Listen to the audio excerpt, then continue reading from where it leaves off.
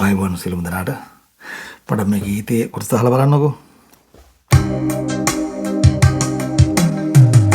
තෙරක් නොමැති සිතුවිලි සයුරක් මැද සරණ විටදී රයගේ වෙන පුරාවට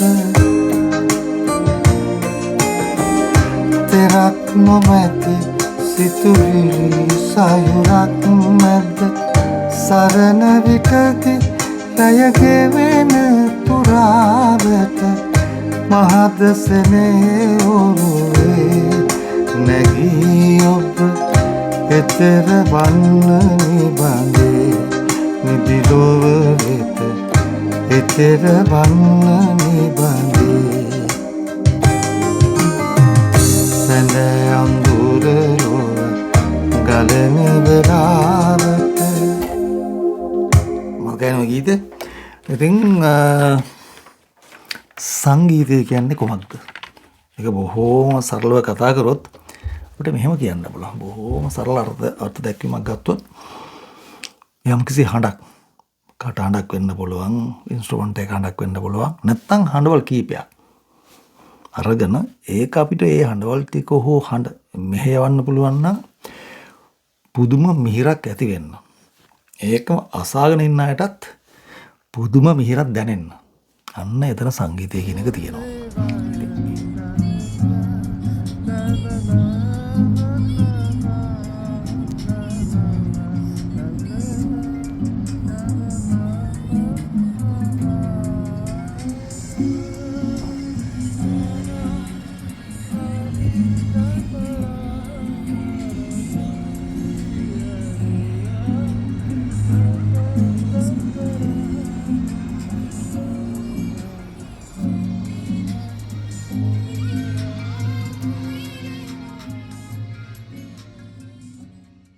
ඉතින් ඔය අර්ථ දැක්වීම ඇතුලේ එන මිහිර කියන වචනේ අර අපි නිකම් භාවිත කරන මිහිර නෙමෙයි. ඊට වඩා බොහොම ගැඹුරු තේරුමක් තියෙනවා.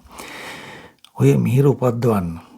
ඕකට අපි ඒ පාවිච්චි අපි මෙහෙයවන ඒ හඬවල් නැත්තම් හඬ අපි නිවැරදි ෆ්‍රීකවන්සිස් වලට නැත්තම් නියම ස්වර ස්ථාන වලට ගෙනියන්න ඕනේ.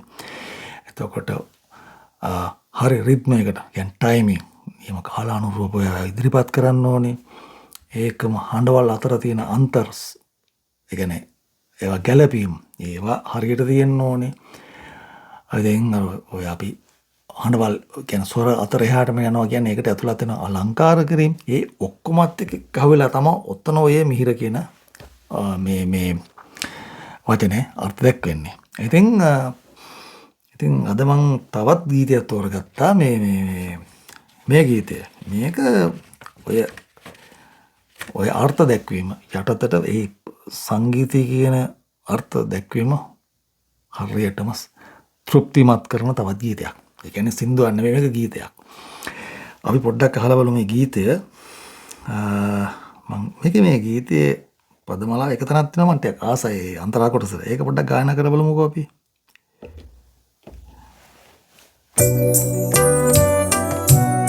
කතා නොකරන තාරකාවක් පාර කීවත් මම නොයන්නේ කතා නොකරන තාරකාවක් පාර කීවත් මම නොයන්නේ කවුළුවේ තොර අදින් නැරගෙන නෙත් ළඟින් එන්නම්